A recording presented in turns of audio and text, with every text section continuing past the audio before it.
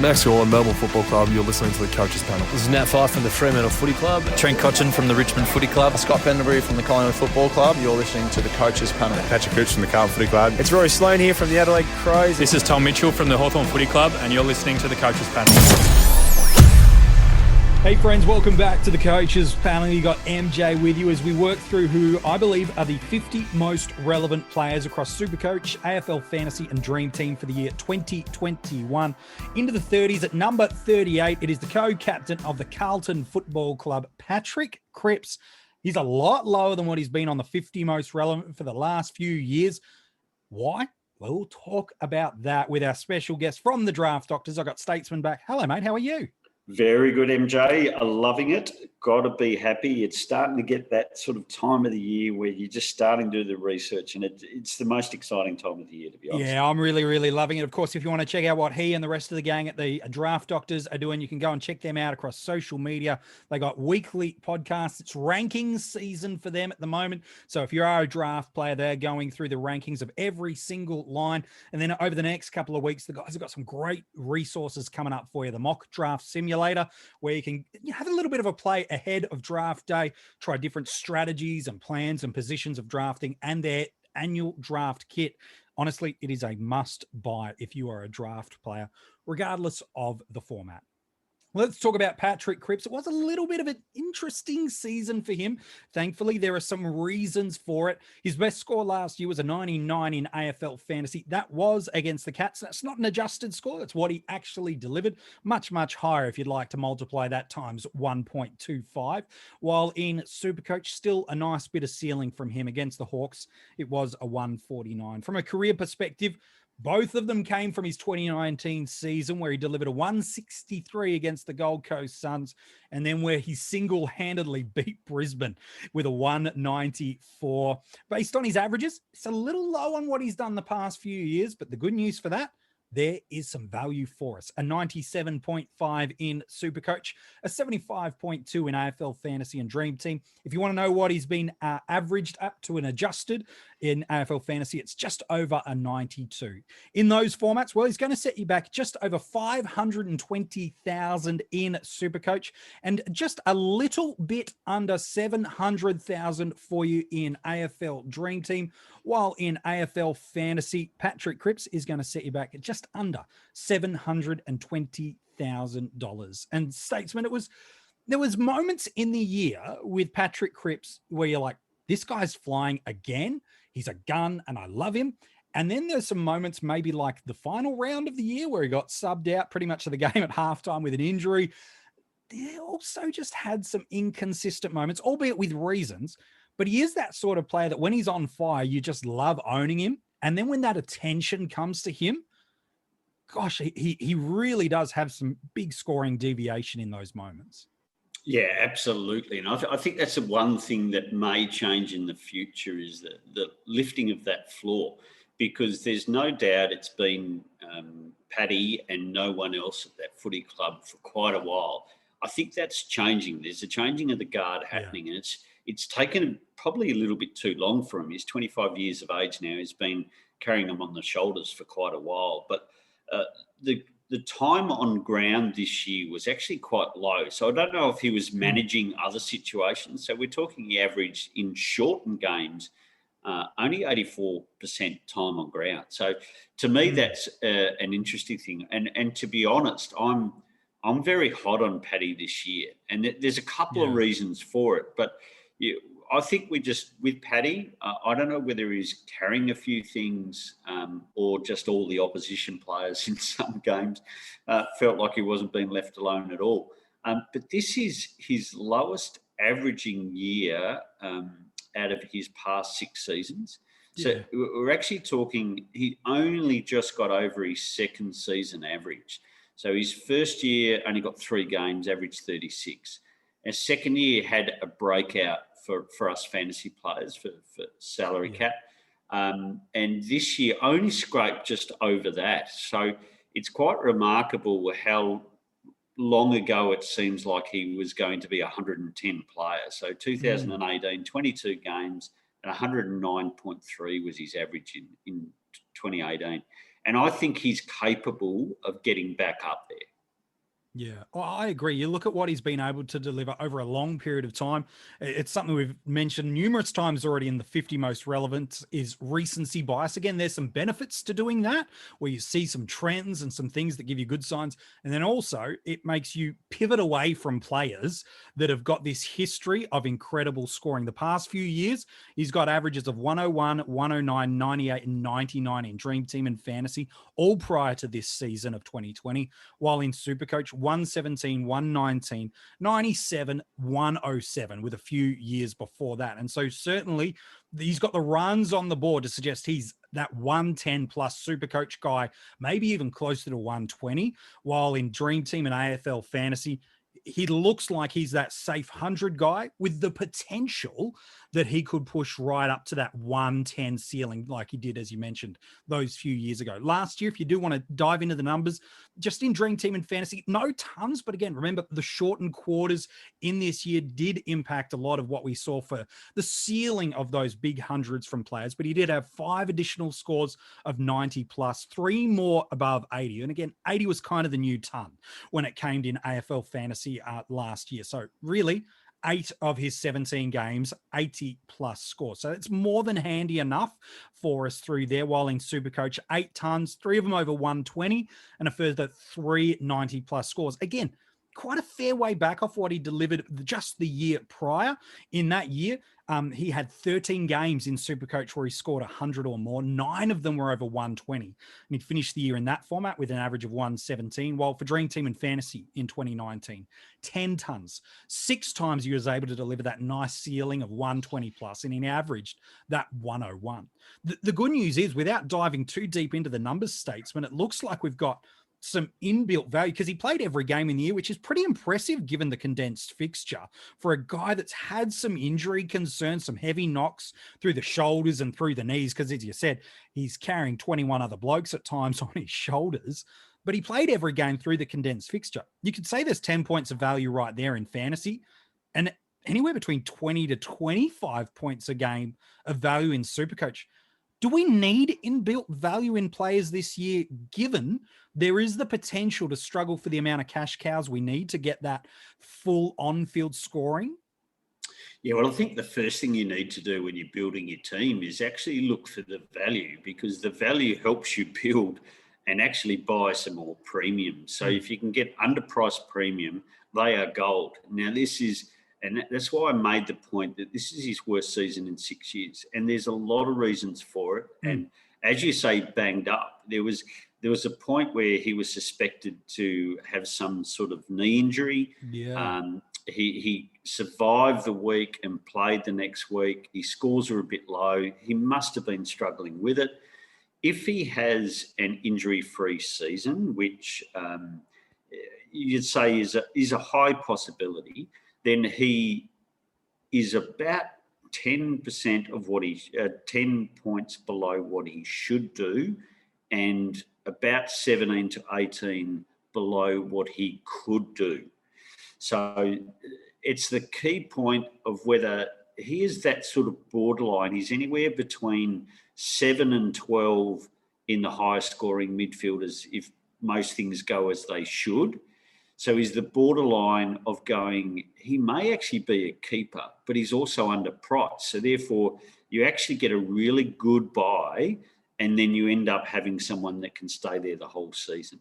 I think quite a few people would have been burnt, and we're talking the last 2 previous years, like the 109 and the 101.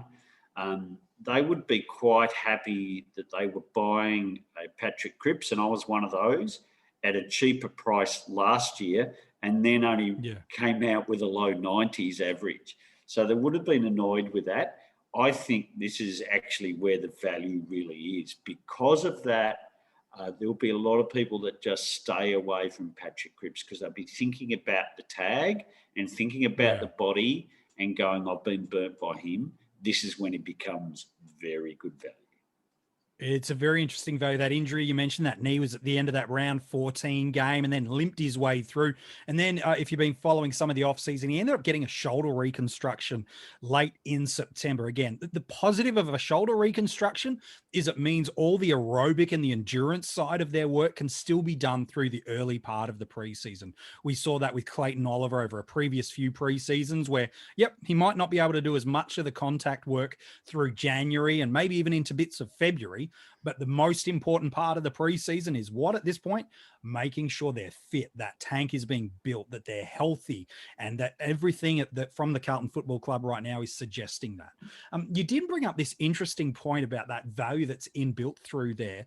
But also there's been some big new inclusions into that Carlton footy side. I'm keen to get your take on what that actually means. Adam Saad's going to take some of that more defensive run and carry support through there. Again, not an immediate obvious impact for Cripps, but it's there. It's an important to make sure we do. And then there's two really important players, maybe three. One is the inclusion of kind of a second touch player in Zach Williams that they want to play through the midfield. And then Walsh developing into that third year and that additional inside support in Setterfield. Do these three midfielders, does this help or hurt the scoring potential of Patrick Cripps? It only helps. And I'd say the thing that holds Patrick or has held Patrick back, even in the years where he was getting 100 plus, was the amount of attention that went to him. And the reason why the attention went to Patrick Cripps was there was no one else to give attention to. That's what it ended up being. You saw a little bit at the back end of this year where Doherty actually started to get some attention because he had a really good start to the year. So that's, in a way, that's a positive sign. You got Doherty back, so all of a sudden they're going to look at him. You'll actually have Saad, who at times Essendon saw that he got attention. Yeah. And all of a sudden you've got who is potentially an elite line-breaking midfielder in Zach Williams. We never saw enough of him in the midfield at GWS just because of the amount of talent they had. So he never got attention there. But they're going to be the type of people that all of a sudden that opposition are going to start looking at going, they're hurting us. And Sam Walsh's development, he had a slow start to 2020, but he really finished it off well. He flew home, Yeah, and it showed us of how good he is going to be. And so therefore, all of a sudden, rolling into his third year, which is normally most players' breakout season, and that's not just fantasy scoring, that is they're coming into their own. They've had 3 pre-seasons. They're getting well prepared. They understand their role. They're confident about that role. And I don't think there's been any dispute about that even in his first and second season. Then all of a sudden, opposition going to start taking notice. And I think this is the key thing for Paddy, that at the end of the day, there's all of a sudden 5 other players in that team that deserves some attention. Jack Martin may even be another. So all of a sudden, it's not on Patrick Cripps. Yeah, it's a very, very interesting point. I'm curious to get your take on 2 things. One's a very SuperCoach relevant position, and the other's an AFL fantasy one. When it comes to looking at that starting squad, we've alluded a number of times about that starting squad value. He's 200,000 cheaper than Lockie Neal. Now, I know Lockie Neal's a superstar of the game, Brownlow medal. But when you do talk about how we build that starting squad, it's the equivalent of going, can you go a Lockie Neal and let's pick Patrick Cripps' teammate in Brody Kemp, at a basement price rookie. It's the equivalent of those 2 pairings as opposed to maybe a Haitley and a Cripps as a pairing for a pretty much similar price. Do you feel like, is that the sort of way people should be considering the year? Now, again, Neal's probably a little bit more of a consistent captaincy option, more weeks than not for Cripps over the past sort of 12 months. But is that the sort of value we should be looking for, that top tier premium mid basement cow and a little bit of value in both? Or is that a wrong mindset to pursue? No, it's a perfect mindset. And I'll give you a hot take. I believe that the point difference between Lockie Neal and Patrick Cripps for 2021, if we play full game, full season, will be 5 points max. Wow. Yeah. So there's $200,000 for the extra 5 points. And you only have to look at their history you think most years there wouldn't have been much more than 5 points between them. In SuperCoach, especially. You've got a unique situation in a year that one served up the platter so well for Lachie Neale. His first half of the season, Lachie Neale, he's averaging 98% game time. Yeah, it's huge. Yeah, he dropped away a little bit. I think he only ended up with about 92%. But Patrick Cripps had 84% game time this year. Yeah. He was banged up. He received a lot of attention. I think that attention frees up, and I think the attention for Lachie Neale will only increase. Yeah, it's an interesting. So that's the SuperCoach question. I have the AFL Fantasy one, and I know you were potentially a kick away from winning AFL Fantasy a few seasons ago. We're not going to talk about that. Thanks or for Nick reminding me. Rewalt. We're not going to mention either of those two players. Please don't. Or you. But I'm intrigued. Is Patrick Cripps the perfect round one vice captaincy option in that format? The reason I mention it in that format is last 3 years he's gone 130, 101, and 92 this year, which is an adjusted 115. Is he the kind of guy where you go, I'm going to take him knowing that Richmond just let guys go. I'll take that vice captaincy loophole, even just for the one game. And then know that I don't have to maybe spend up for a McRae or for a Neale or for one of these bigger mids because I've got a round one captaincy score. Is that the right way to play that format of the game too? Well, I'll currently show you my team because Patrick Cripps is my second midfielder after Tom Mitchell, and he's got the VC on him already. Ready, fired to go. And it's the perfect thing. And this is where you look at the value and then you look at the matchups. What's Cripps' potential kryptonite? It's actually the heavy tag that comes because he's the only one there. Richmond do not tag. No. He's got a proven track record. He's nice and fresh. Obviously, because of the shoulder reconstruction, I want to make sure I'm seeing him in the community competition to start with. Once I see him playing good footy or getting some minutes, we know he's right, and off you go.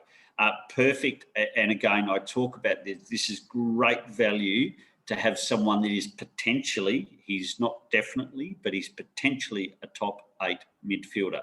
And seeing the Western Bulldogs are all done us a favour by complicating the issue. Yeah. He's gone from being a discussion of a top 10 to top 12 midfielder to be potentially a top 8 midfielder. Yeah, it's fair enough. If you want to look at what the opening 4 weeks for Carlton look like, they do have Richmond round one. They've got Collingwood again, generally notorious for not having anyone that plays that tagging role. Round 3, Fremantle. Again, they've used it time to time, but not too often. Probably round 4 would be the first time, and that's where they come up against the Gold Coast Suns. So maybe a Hugh Greenwood, maybe, if you really want to flirt with it. Port Adelaide's round 5, again, not notorious for a tagging role through there. And then Brisbane in round 6, again, not normally known for having a defensive stopper. Maybe Berry could be the one, but again, I'd fancy myself if I'm Patrick Cripps to take on Berry. And then Essendon in round 7, and then round 8. Again, we don't know when some of these games are going to have, but round 8, they come up against the Western Bulldogs. Again, they don't tag. So fixture looks good. It does. Incredible. I might change it to C rather than VC. No, smart move, Thursday game. You got to take that free hit. But look, this just shows you get a player that's costing you 92 points.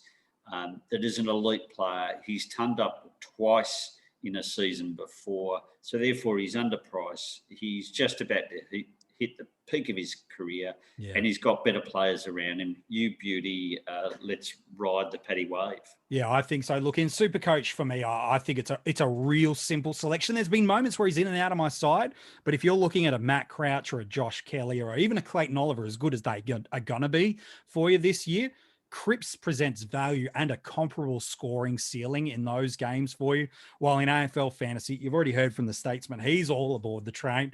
And in Dream Team, again, I don't know if he can go that top tier in Dream Team of, battling it out with the McRaes and the Merritts and these sort of guys. But at his price, he doesn't have to. If he can be around that 105 guy for the year in Dream Team and AFL Fantasy, that's a really nice, cheap M8 for the year, and you're going to take that every single day of the week. When it comes to drafts, though, that's where we've got you on for this episode, mate. Again, each format I know requires a different strategy. If you're doing an ultimate footy draft as opposed to SuperCoach, it might be marginally different where he goes. But where have you tiered him, and where do you think he might actually go in a draft? Yeah, I've got him as a tier 3 midfielder. Now, I say that, and it's the tiers are very thin here. And that's all thanks to Collingwood and Western Bulldogs for the trade period, because it really complicated the issue. So I actually, my tier 3 is very big with a lot of people that have massive upside or have been a guaranteed scorer and have got a question mark. So Jack McRae has gone to a tier 1, being an almost guarantee, 1 or 2 midfield selection, to actually being in tier 3. Now, I will say tier 3 basically starts at selection 5 for me.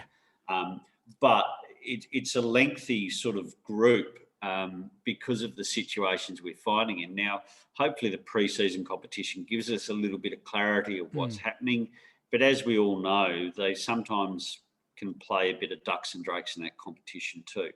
So I'm suggesting that because of the season, most people that are drafting are probably going to hold off on Patrick Cripps. So I reckon you can get him probably late in the second round, and I think it's massive value.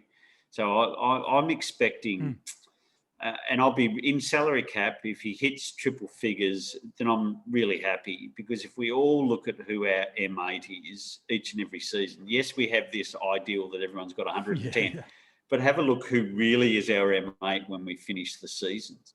And I think you'll be surprised. So if he starts, and that run's fantastic, the price is fantastic, the upside is massive. If he starts really well, motors along, then I won't be considering sideways trading him. And I might find myself with a real bargain top 10 midfielder. And so if you pick him up at round 2, then you're picking up basically an M1 at M2 value. That's brilliant. Yeah, it's pretty good. And look, and depending on some drafts, some might be completely scared off him. Gosh, he might even slide into the 3rd round, which 12 months ago, you'd be going, this is a guy that in SuperCoach, you could build into, he's a top 5 or definitely a top 10 pick, while in Dream Team and Fantasy, again, definitely late 1st round, you're looking at Paddy. So the fact that you can get him 2nd is valued, let alone if he slides another half round to round beyond that. You're right. There's a huge bit of upside with Paddy Cripps this year. Statesman, as always, appreciate your generosity and your kind work jumping on the podcast with us today, mate. Absolute pleasure.